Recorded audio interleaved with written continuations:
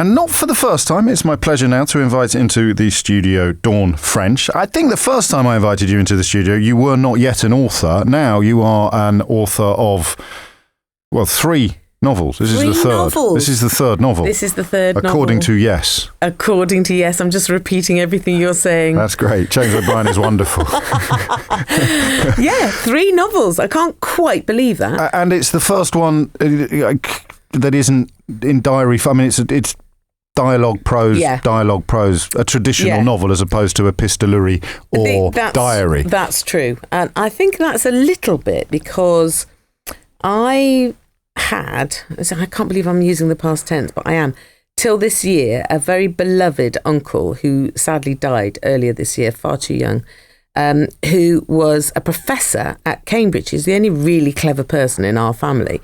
And he was a professor of studies of the American South. But anyway, he is the person who, when I was young, gave me books.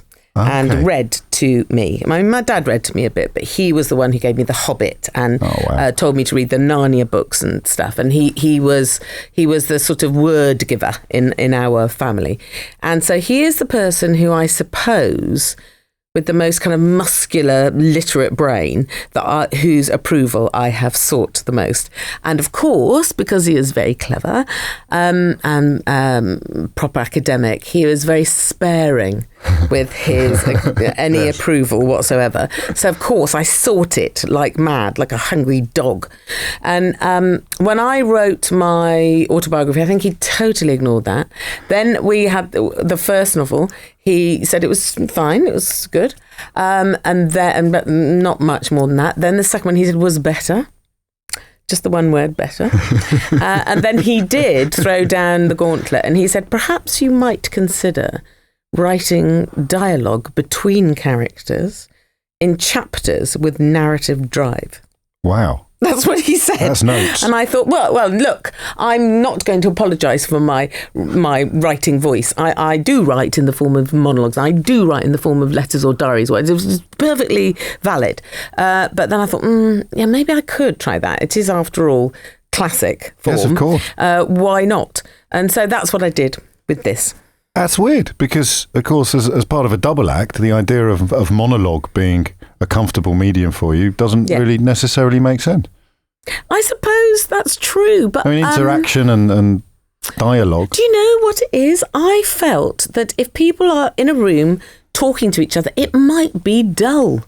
I always try to find a form of writing that I thought was more unusual, but perhaps that's a little bit. Maybe I was trying too hard a little bit. I mean, listen, I like the novels I wrote, and I need to go through that journey to. I said journey. Journey. You've been on a journey. Quick, X Factor. Music. Cue the music. It's fantastic. I need to live the dream. Key change. Stand up. Well, speaking of living the dream, it is about a 38-year-old primary school teacher who has. She's desperate to have a baby and it's not happening for her. Which, that's correct. Obviously, is partly autobiographical, but yes. We've spoken in the past about sort of fertility and those sort of issues, but I was trying to work out whether it's obviously like any novel, there's elements of autobiography in it, but is it the path not taken? Because you would have been a teacher, wouldn't you, if you hadn't met Jennifer Saunders at drama school? I was a teacher for a year at Parliament Hill School for Girls. That I did my probationary year up there, but it was during that year that I got a job at the comic strip in the evenings. So then I abandoned. Although I wouldn't have abandoned because in as much as I went to speak to the headmistress and I said, look, I've got the chance to go to Australia on tour with this group called the Comic Strip, who I'd been moonlighting with, doing this other silly job. And they're all going on tour and I really want to go with them. But if you tell me I mustn't, I won't. I mean, I genuinely gave her the decision to make. And she, thank you, Mrs. McEwen, she was very selfless about it because she did need me to stay because the drama department was in a bit of disarray at that point.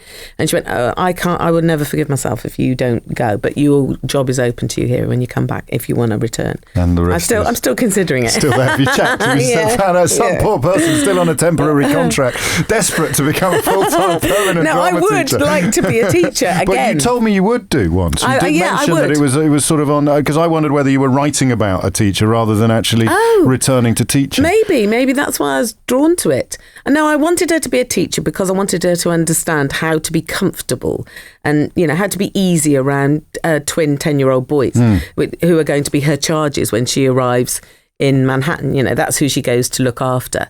And I wanted her to be someone unafraid to play, to be able to be childlike and to find good adventures in Manhattan to have with those kids. And in fact, if anybody who reads this book goes and takes part in some of those adventures that I've written about, I'd be absolutely delighted. The adventures with the kids. There's quite a lot of adventures with grown-ups in it as well. There certainly are. Well, let's bear in mind, this is a woman who, when she's on the plane, leaving a bit of that heartbreak behind her, decides that she's going to change her mind a little bit about how she's going to live, and she's going to live according to that's why I've called it that. And she's going to try and say yes to more things, and she's going to try and go forward and be positive and be optimistic. She's already a fairly optimistic person. She's already abundant, but she wants to try and risk a little bit more. Now, by making that decision, she does sometimes say yes to things that perhaps she might have had second thoughts about, but she's open. That's the point. If you are open to risk and to adventure, you might make some dodgy decisions. Have you been through that in the last decade? Have you become more open to risk and adventure? Yes, I definitely have. And I think it's because, I don't know, I'm 58 now. And I think maybe I've decided, I'm in a new chapter, aren't I? I've got a new husband and all of that. But and I am a bit older, and it really makes a difference being this age, because you haven't got enough time left to be making too many more mistakes. If you don't learn from them, you're an idiot.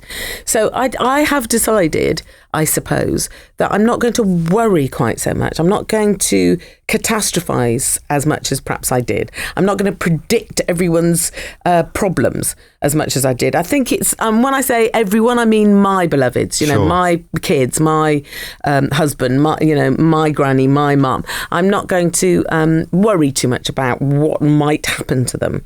I think I occupy my mind a little bit too much with that. I now just think, do you know what? Whatever happens, we'll cope with it. But that's having a good chap, actually. Well, yes. There's class in the book as well, isn't there? Because the family that Rose goes to look after are pretty patrician. They're wasps, aren't they? They're full on poshos, as it were. You know that I did go and live in New York for a year. That's what I was about to ask about. Yeah, I didn't know that until... When I was 18, I won this scholarship with the English-speaking union. It's when I think about it now, what an amazing opportunity it was. I got turned down for that scholarship. Did you? Yeah, thanks. Hey, I don't think I took yours. I'm a lot older than you. There's a bit of a distance in time, but I did apply. You're going to have to forget and move on. Forgive. You're right, yeah. But yeah, it was a weird scholarship, this, and not many people know about it. I'm amazed you do. Yeah, I'm amazed I got turned down. That's what I thought it was a shame. Nobody knew about it. And it was in my year, it was 15 kids came from America to England. Yes. 15 kids from England to America. And there was this very odd thing where the form came through and you had to be part of a debating society to be nominated. And do you know who nominated me for it? Michael Foot. No way. He was there at the debating competition. He nominated me. Anyway, they sent a form saying, where would you like to live in America? And you had to fill out first choice, second choice. And of course, I was a horse rider at the time. So I thought, well, I want to sit on one of those armchair saddles and ride across the plains and gallop with the Mustang. And, that's what I thought America was. Yes. So I'll have Colorado. I think that's got places like that. I think I'll have Texas, that big wide open plains. That's what I wrote, those kind of places. Ohio. I didn't even know what that is, but surely there's horses there. And every other kid, or 14 other kids, put New York as their first choice. So perversely, they gave me New York. And I thought, grr, I don't want to be in New York because that's where Kojak lives. Be in Bonanza. And that's where you get murdered, frankly. And so I was terrified and angry until I stepped off the plane. And, well, as you know, New York is just an amazing place. I hadn't lived in the city until I got there. Had you not? But I hadn't, well, Plymouth a bit. Yeah, sure. But that's not New York, is it? Anyway, I had an amazing time there. And I did live with some families, and I did the last year of school again.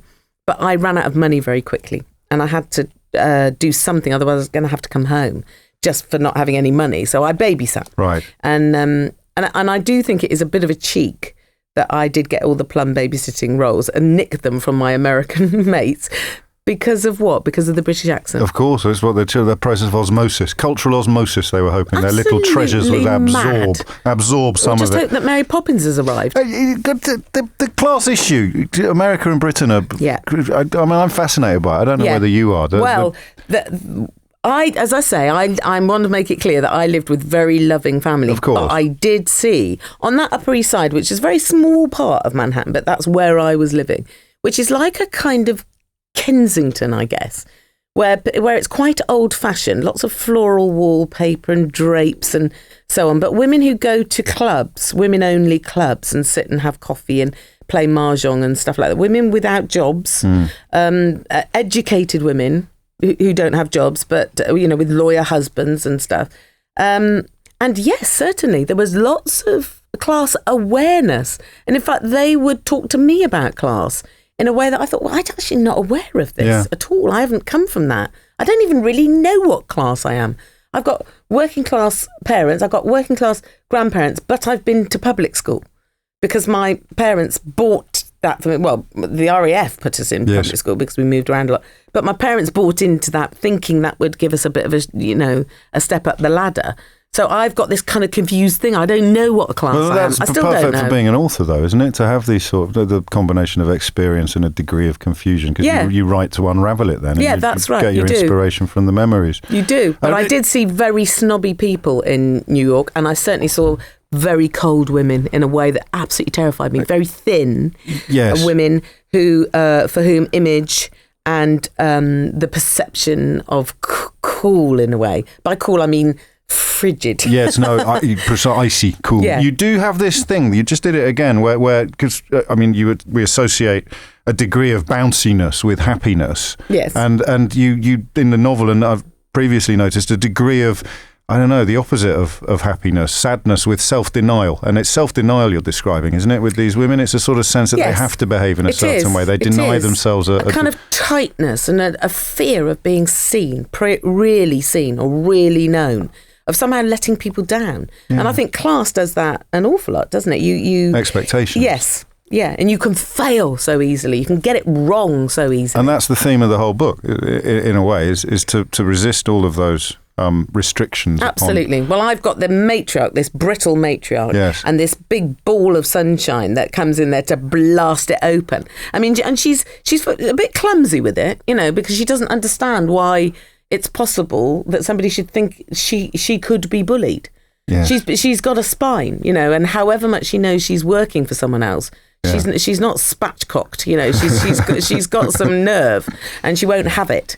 But actually, it does, I don't want to give too much away, but it does kind of turn around. No, well, it's got a proper dramatic tension, hasn't it? Good. That builds throughout, so. And you wait to find out who comeuppances and rewards galore. And some, crazy stuff goes on, and inside the family there are politics that are difficult, and relationships happen that are fairly confounding. Yes. And you don't know who to like some of the time, and I don't mind that. Which kind of, if I had to differentiate you from other people who've become famous doing something else and have subsequently written books, that would be one of the things I'd point to, that it's literature in the sense of it's not coloured by numbers, it's not two-dimensional. There's confusion and there's unhappiness and unpleasantness and happiness. I'm so glad to hear that. But, it's an odd thing, isn't it?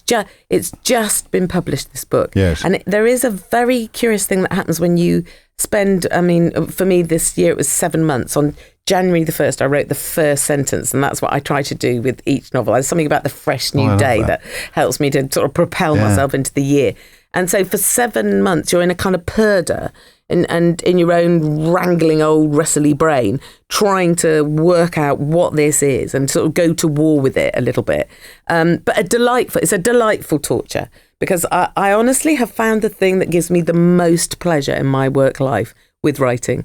Who would know? Well, you've second-guessed my next question then, because is there any regret involved in that realisation? Is there a part of you that wishes you'd been doing it in your 20s and your 30s? I know, I appreciate you were having quite a lot of fun in your 20s. I was. But no, there was some nascent writing, wasn't there? I suppose I was, I've been writing by inhabiting characters that I've written with Jennifer, but always in collaboration, and sometimes not believing I could write it on my own. Occasionally I've had moments where during French and Saunders, for instance, I'd play, I don't know, Catherine Zeta-Jones or something, and I'd say, right, I'll go off and write this. You go off and write that other thing. We'll write this thing together, or I'll write it, you correct it. You know, it was collaborative in many ways. Occasionally I'd have a little moment of my own. But I often thought, and, you know, this is so typical, I don't know if this is a class thing, this is quite interesting. I would always think Jennifer's much brighter. And I would often defer to her. And I don't regret that at all, because she is ferociously bright. Sure. But what she's very good at is leaving everything to the last minute. She's a famous procrastinator. But she's sharp enough and muscly enough to pull it all off at the last minute. And I am not. I have to go steady. So I'm a bottom feeder. You know, I'm a tub gurnard, and so long as I'm going along slowly, and that's why I do kind of office hours. I know that if I sit myself down at 9 and I'm not going to get up till 5, I'll do something in that day that I'll be okay with by the end of the day. It's a kind of Protestant work ethic. Of course, thing. Yes. And Jennifer's got a kind of, she just knows it's going to be all right somehow. More mercurial. Yes, and relaxed. Sure. It'll come good. I've never messed up yet, so I won't mess up now. Comfort in your own, because you described burgeoning confidence there, but also possibly comfort in your own company, but solitude that you wouldn't have had before. Is that? Definitely. And that was a surprise to me, because I'm quite gregarious, and I've enjoyed all this collaborative stuff, all this kind of making of families that you do. And, you know, look, it's, you know, comic strip, and even Vicar of Dibley with Richard and with that little gang, and definitely with Jennifer, and lots of things I do in life. I run I've got a company that makes clothes for bigger women. That's in a partnership. You know, marriages are a partnership. Everything's a partnership. So eventually, alone with your own head, yeah, I thought, this could be like doing homework. The first time I did it was for an autobiography, and I was dreading it. I thought it was like a Sunday night, you know, that feeling you get on Sunday nights where you've got to hand your homework in. But banana sandwiches and songs of praise, sending your tummy into freefall. Yes, exactly that. I remember. I thought it was going to be that dread, but actually I sat down and thought, I like this because there's no compromise. Okay. Total control. I mean, the fear of it is also all the eggs on me. All the eggs. And one thing I would like to say about this novel, just to absolutely be clear about it, is that a few years ago, because I had this idea when I was that young, when I was in New York. Oh, did you? And a few years ago, I collaborated with a girl called Carol Noble, who I'd met when I was writing something else. And I told her this story. I said, this is the story I want to tell, but I couldn't possibly write a screenplay. That's the thing. I'm always thinking, surely I'm not capable of this, which I'm starting to stop thinking like that now. Just in time. A bit late. But it's not bad to have some doubts. I think it's okay. Are we going to see any of the novels on screen then? I hope so. Yes. And, you know, we tried to pull this off as a screenplay. It didn't quite work. I see. I've arrested it, but I put it on a shelf for 10 years. Then when I came to write this novel, I thought, I want to write that story. So I've pulled it back down again. So there's bits of Carol there, there's bits of me, and then I've pulled it right into, bang, a novel, I hope. Well, now I trust that it could be a screenplay. Absolutely. Speaking of the outside of the authorial pursuits, you're back on stage as well. Yes. Alone, again. Yes. It's a theme emerging here. Yes, I know. What's that? I think, again, it's partly wanting to be in Cornwall, you know. It's purely geographical. Yeah. I want to be at home with my old man and my kids, and everybody else lives in London. So I want to be there writing. So I asked Michael Grandage, who's a Cornishman, if we could do something together so that we could rehearse it in Cornwall and so that we could have all our meetings at home. I mean, it's ridiculous, well, really, it's backfired a bit because you're taking the show around the world, aren't you? Well, I am now. Yes. I did it for 120 shows, I think, last year around the UK. And genuinely, it was one of the most terrifying things I've ever done. And I was in the dressing room beforehand. My husband came in to see me, and of course he's not part of this world at all and hadn't actually ever seen me, because I do more writing than anything else at the moment. He'd never seen me do any performing. He came into the dressing room, and after the show he said, I've never seen your face look like that. Well, I think it was a mixture of utter terror and buzzed excitement. Pride as well. Well, maybe. But he could see that I was very fearful, and I was, because I have written the show. It's about my life. I'm trying to use my life as the conduit through which to relate to everybody's life. Yes. I'm not only telling my story just to go, oh, look at me, although I'm doing quite a lot of look at me. I have to own up to that. But I am saying, hey, what's it like to be a mum, a sister, a granddaughter, a lover, a wife, a daughter, and all of those things, in order to say, aren't we all? We're all a bit of this. And also, you don't get to be 58 without stuff hitting the fan. So some of the life is difficult, some of the decisions are difficult. And it's all there. It's all there. And I'm unashamed of that. And I've done that, I think, because Michael Grandage held my hand and said, don't be afraid of this. The more authentic you are and the more liberating it will be for everybody. Be honest. So I do go to some of the tricky places, which in an evening of supposed comedy is an odd thing to do. Although, is it? Actually, real comedy is exactly there where all the difficult stuff is. That's really where it is. Commonality, isn't it? Yeah. So it's the shared stuff. What's left for Dawn French? Ambition is maybe too big. Well, more writing. Yes. Definitely more, and getting better each time. I want to do something with Jennifer, don't know what. There's a little sitcom that's bubbling up that might be set in New York of a character that is quite a literary figure who is a teacher at a university in New York. That might come off next year. There's talk of a comedy drama set in Cornwall. You can imagine why I'm interested in that. It's Craven, actually, isn't it? It's just like, you're doing it in Cornwall, I'm available. And why? Why am I not in Poldark? Well, you'll have to take that up with somebody else. I just wanted to clarify whether or not that head teacher still needs to keep the classroom vacancy free. Do you know what I really would like to do?